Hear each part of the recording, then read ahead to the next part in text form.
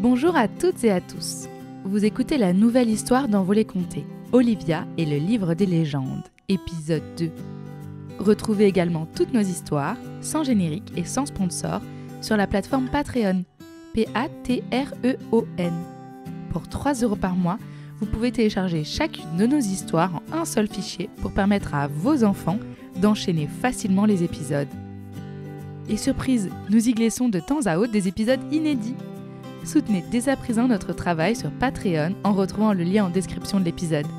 Bonne écoute!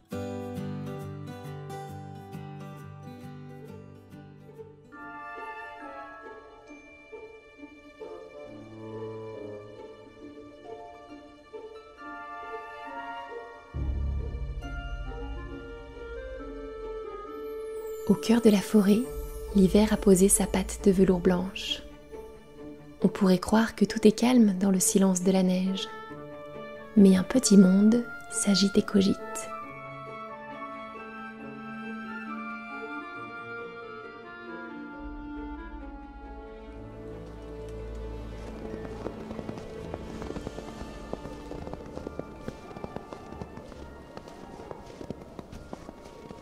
Olivia relit la liste de noms sur son carnet.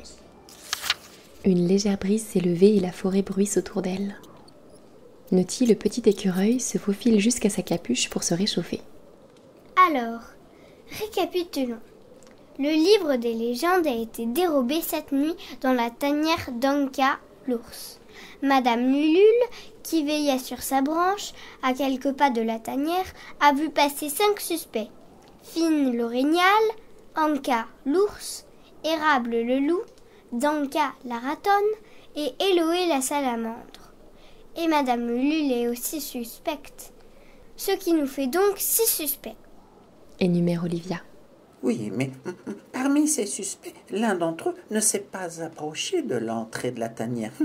Nous n'avons pas relevé ces traces devant l'entrée. Précise Noti en secouant ses moustaches. Tu as raison. Et c'est Éloé la salamandre. Je vais rayer son nom de la liste. On progresse. Couine Noti avec un brin de fierté. Bon, et maintenant, qu'est-ce qu'on fait? Eh ben, on va aller interroger les suspects. À commencer par Fine, car nous avons vu ses empreintes de sabots juste à l'entrée de la tanière d'Anka. Pourtant, ce n'est pas son territoire. Olivia se glisse entre les arbres.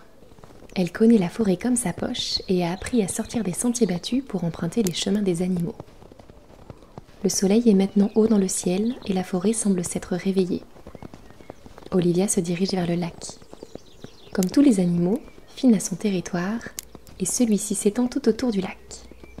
L'eau gelée scintille comme un miroir sous les rayons du soleil. Olivia tourne la tête et aperçoit 2 grands bois qui dépassent un buisson. « Fine !» appelle Olivia. Une grosse tête recouverte d'un épais pelage marron sort du buisson. « Ah, salut Olivia !» fait l'orignal de sa grosse voix un peu traînante.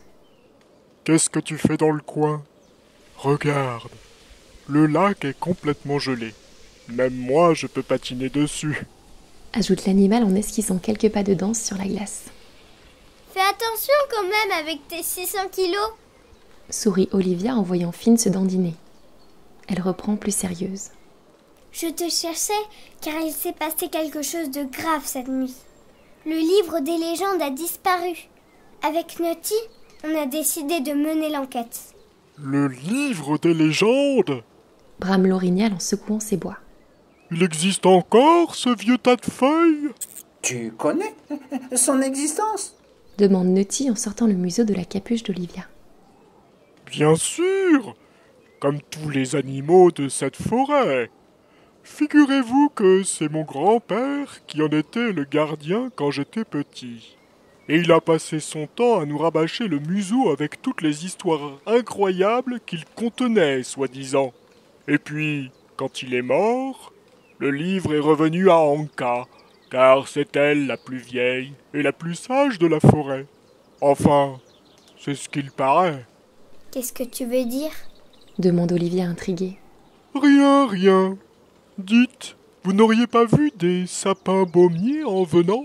J'ai une envie de pousses de sapin, moi. Non. Mais pour en revenir au livre des légendes.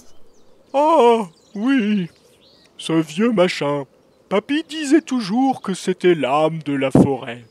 La mémoire des animaux, bla bla bla bla bla. Mais moi je crois que c'est juste un tas de feuilles et d'écorce. D'ailleurs, un jour mon petit frère Billy a bien failli le manger. Le gros rire de Finn secoue la forêt et un corbeau s'envole de sa branche. Nutty se penche vers l'orignal. Et est-ce que tu peux nous dire où est-ce que tu étais cette nuit? J'étais par ici, par là, je ne sais plus trop. Mais vous n'allez pas me soupçonner quand même.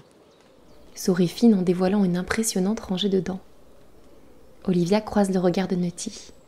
En un coup d'œil, les deux prennent la décision de jouer carte sur table. Bon, écoute Finn, on a trouvé tes empreintes devant la tanière d'Anka et Madame Lulule t'a vu passer sous sa branche qui est juste à côté, cette nuit. On sait que ce n'est pas ton territoire. Si tu nous dis ce que tu faisais là-bas, ça nous aiderait à avancer sur notre enquête. Oui, maintenant que tu le dis, c'est vrai que je suis passé pas loin de la grotte de l'ours ronchonne. Bah, c'est l'hiver, mes petits bichons. Faut me comprendre. Il n'y a plus grand-chose à manger autour du lac. Alors parfois, je vais un peu plus loin. Mais je ne suis pas le seul à être passé près de la tanière d'Anka. Si je me souviens bien, j'ai croisé Érable, le loup, toujours aussi aimable celui-là, et Bianca, la ratonne qui fait pipi partout. Nutty se lisse les moustaches. Oui, on a retrouvé leurs empreintes aussi.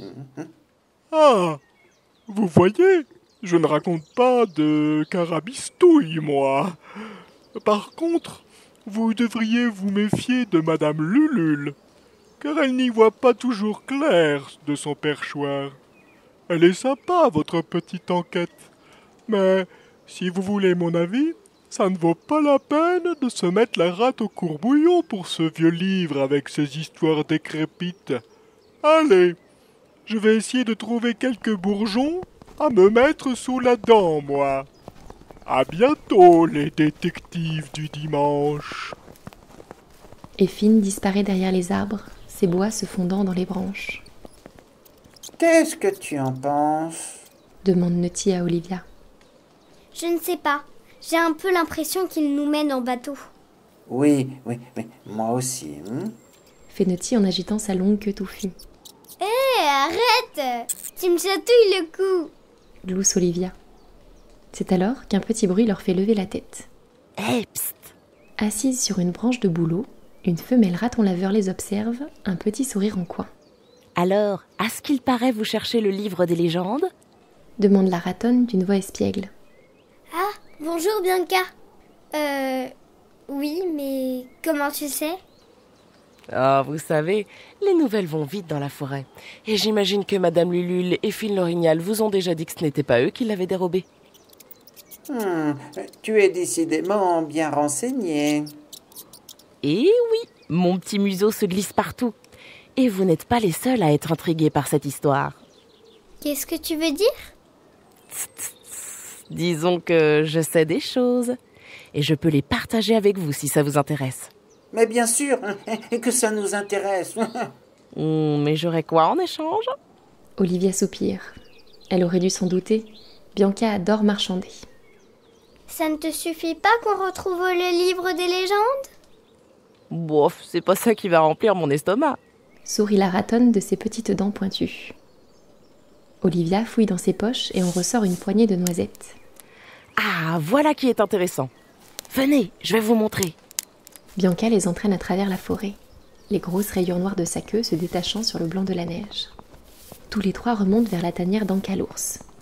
Bianca la contourne et grimpe sur le petit talus rocheux juste derrière. Avec précaution, elle soulève une pierre.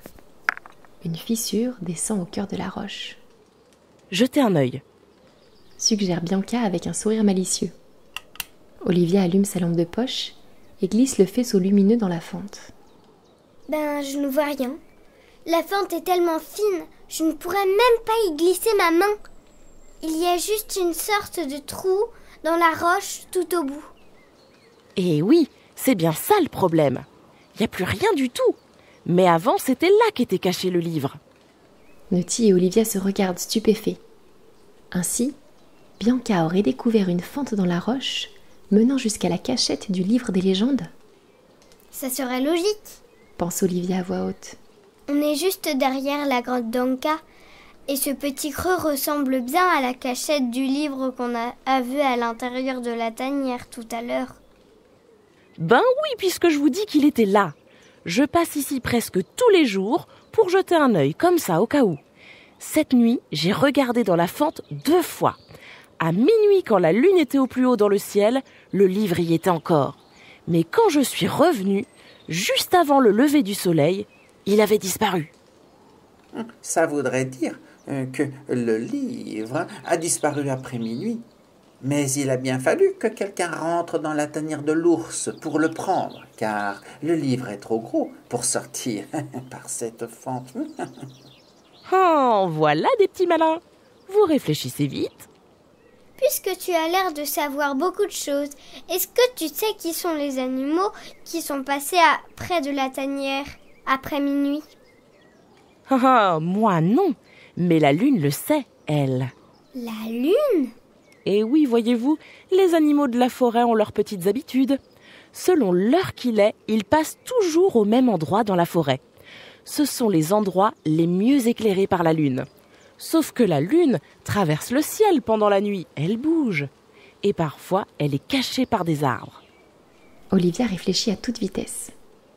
Si je comprends bien, en regardant les traces laissées par les animaux devant l'entrée de la tanière et en les comparant avec la trajectoire de la lune dans le ciel, on pourrait savoir l'heure de leur passage.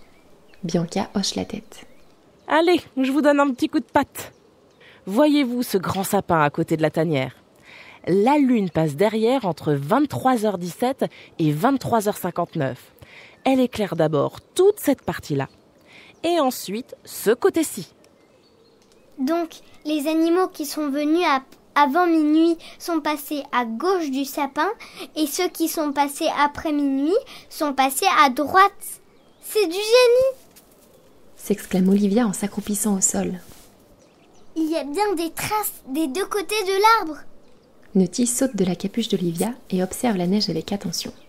Oui, et je crois qu'il n'y a qu'une seule empreinte à gauche de l'arbre, mais elle est presque effacée. Si nous pouvons trouver à qui elle appartient, nous saurons que ce ne peut pas être cet animal qui a volé le livre, puisque il ou elle est passé par là avant minuit. On avance, Nati. Sourit Olivia en caressant la fourrure douce et chaude de l'écureuil. L'enquête est sur la bonne voie, elle le sent. Et elle a l'impression que toute la forêt autour d'elle les encourage. Quoi qu'en disent les animaux, ce livre est important. Elle le sait dans son cœur.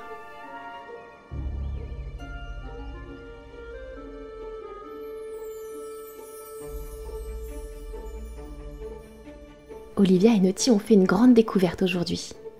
Sur leur liste de suspects, il ne reste plus que Fine l'orignal, Anka l'ours, Érable le loup, Bianca la ratonne et Madame Lulule.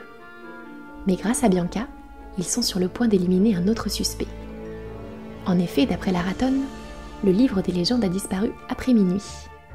En s'aidant de la trajectoire de la lune dans le ciel, Olivia et Nutty savent maintenant qu'un des animaux est passé à proximité de la tanière d'Anka avant minuit. Cet animal ne peut donc pas être le coupable. Mais les heures ont passé depuis cette nuit et les traces commencent à s'effacer dans la neige. Je vais te décrire l'empreinte laissée par cet animal et peut-être pourras-tu deviner à qui elle appartient. Ouvre bien tes oreilles. Cette empreinte fait environ la taille de la main d'Olivia et sans doute de la tienne aussi. On peut apercevoir 4 griffes en arc de cercle et un gros coussinet juste en dessous. Alors, à ton avis, est-ce l'empreinte de Fine l'orignal, Bianca la ratonne, Érable le loup, Madame Lulule la chouette ou Anka l'ours? Tu peux nous laisser ta réponse en commentaire. À bientôt pour la suite de l'enquête.